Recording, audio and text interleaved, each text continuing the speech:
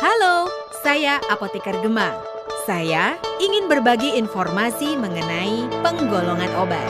Berdasarkan namanya, obat dapat dibedakan menjadi dua, yaitu obat paten dan obat generik.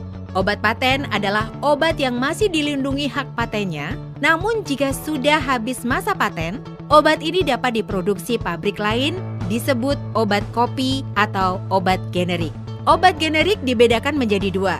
Obat generik berlogo yang menggunakan nama zat berkhasiat dan obat generik bermerek yang menggunakan nama dagang dari pabriknya. Ini adalah obat bebas. Obat yang dapat dibeli tanpa resep dokter dapat diperoleh di apotek atau toko obat berizin.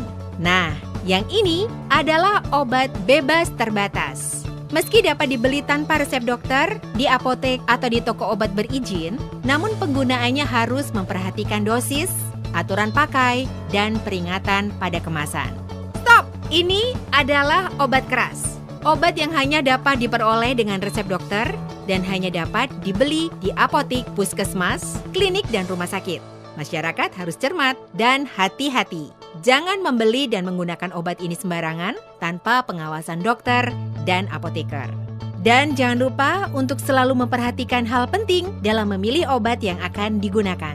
Pertama, cek kandungan zat berkhasiat. Ingat, bukan merek obatnya ya.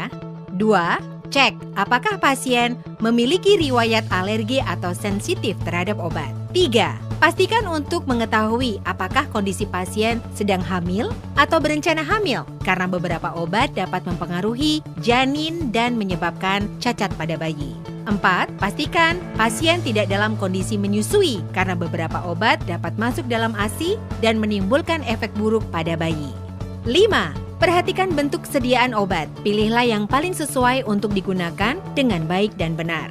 Dan yang terakhir, cek kondisi pasien apakah sedang menggunakan obat atau tidak, karena dikhawatirkan obat yang sedang digunakan dapat berinteraksi dengan obat lainnya.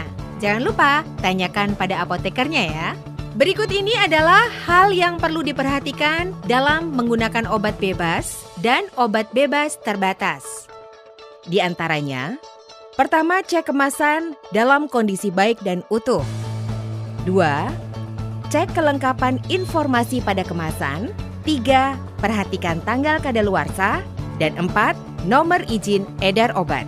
Dan 2 hal yang harus dicermati dalam menggunakan obat keras, yaitu pertama, kelengkapan informasi pada etiket seperti nama pasien, tanggal, dan aturan pakai. 2. Cek tanggal kadaluarsa. Penggunaan obat secara tepat akan membuat kamu sehat dan selamat. Untuk info lebih lanjut mengenai Gema Cermat, silakan kunjungi media sosial kami. Yuk, jadi bagian dari gerakan masyarakat cerdas menggunakan obat. Pesan ini dipersembahkan oleh Kementerian Kesehatan Republik Indonesia.